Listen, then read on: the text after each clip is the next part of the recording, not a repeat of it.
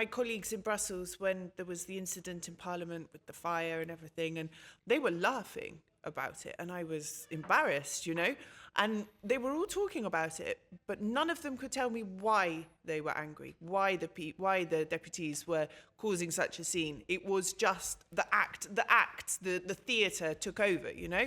They thought it was funny, and they have no idea why. So the real meaning of the protest gets completely lost. But people have a sixth sense. People have a sixth sense, and it's clear that that so-called revolution in Parliament had purely private and personal motives.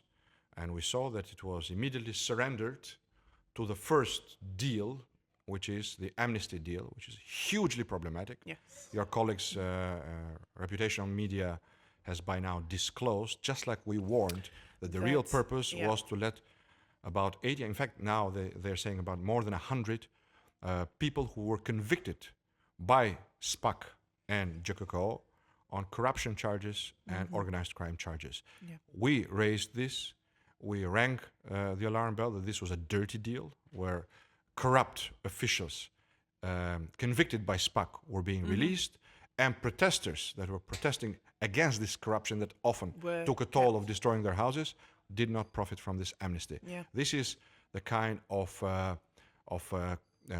dirty deal, compromise, or not even a compromise. It's a subjugation of a part of those who call themselves opposition to the main problem in the country, which is a corrupt government that leaves people hopeless. I favoured the amnesty because the prisons are completely overcrowded. The conditions are terrible. But, like you said, it has been, I feel, slightly misused. It's worse than that. 3 months. Parents,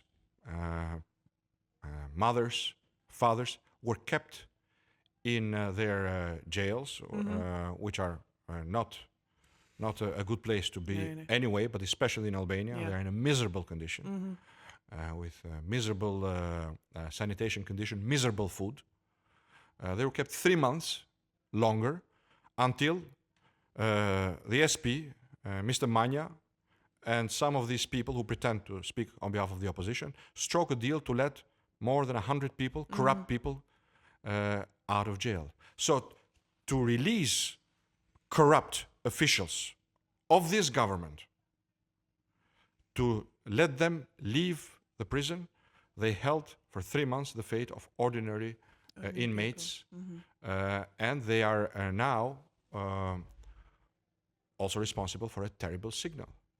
The signal is primarily directed towards the judiciary. And there's probably you convict people for corruption, we have the power to let them go. There's probably 100 people in prison now who deserve to be out, not This is shameful. Yeah. This is shameful. This shows that this part of those members of parliament that have led this effort have lost any moral cards to represent the opposition. They have, through their own actions, willfully turned themselves into obedient servants of the corrupt agenda of this government.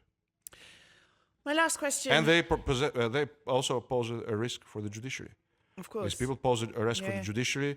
They show to the people of Albania, but also to our partners, very clearly, what they're willing to do to accommodate their personal agenda. They're willing to damage the most precious investments of Albanians and of our partners, which is judicial reform, and the hope to end impunity and to bring equality before the law for all Albanian citizens.